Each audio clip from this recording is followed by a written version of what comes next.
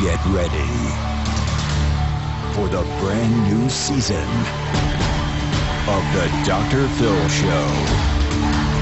The #1 talk show in daytime starts now.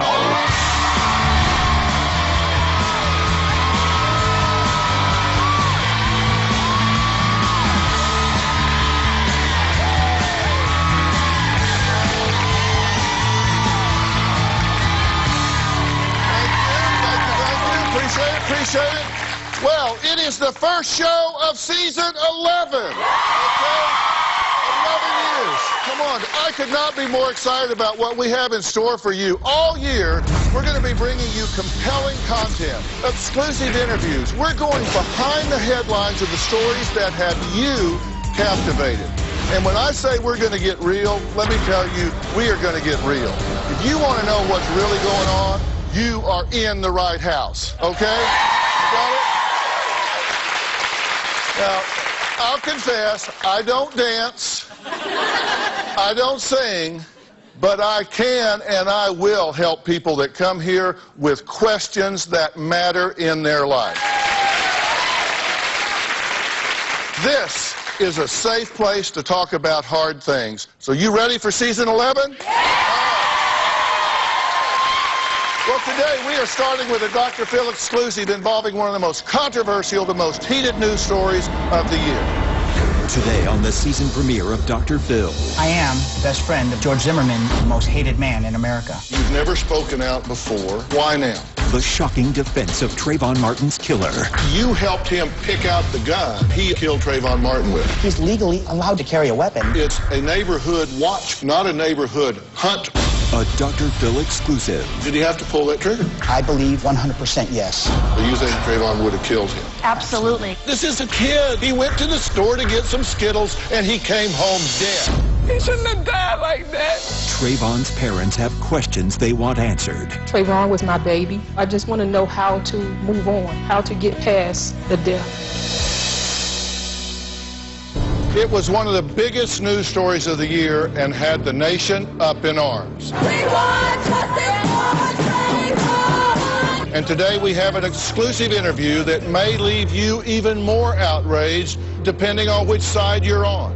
He's been called racist, a gun-toting vigilante, and some say the most hated man in America for shooting an unarmed teenager, Trayvon Martin. Today, for the first time, George Zimmerman's best friends, the ones who picked the gun that killed Trayvon, who kept George secretly hidden away for over a month, speak out in his defense. Now, you may think you know all there is to know about this controversy, but Mark and Sandra Osterman say they know George best and are here to set the record straight. I am the best friend of the most hated man in America.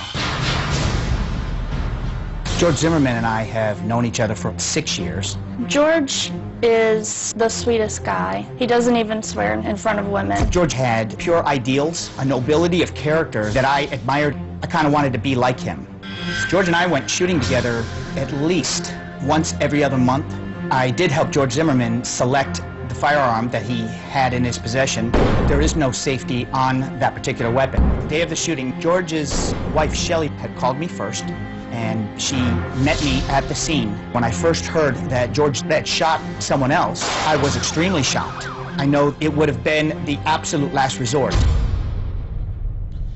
Well, it's clear that George's best friend thinks he did the right thing.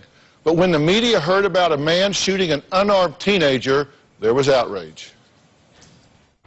No justice. No peace. No justice. No peace. But a killing that has sparked outrage nationwide. Oh, so many had to die. The Million Hoodie March is a call for justice for Trayvon Martin, the unarmed Florida teenager shot and killed by Neighborhood Watch Commander George Zimmerman. The boy died, but a movement was born. We want justice for Trayvon Martin, which means an arrest for George Zimmerman. Even with public opinion saying George belonged in jail, Mark was determined to protect his friend, even if it meant putting his own family in danger. When George was released from police custody, he was suffering from a severe concussion. He was pretty badly bruised up. He had some scrapes to the back of his head. His eyes were black and blue. He had bandages over his nose. George basically looked like he had just been mugged.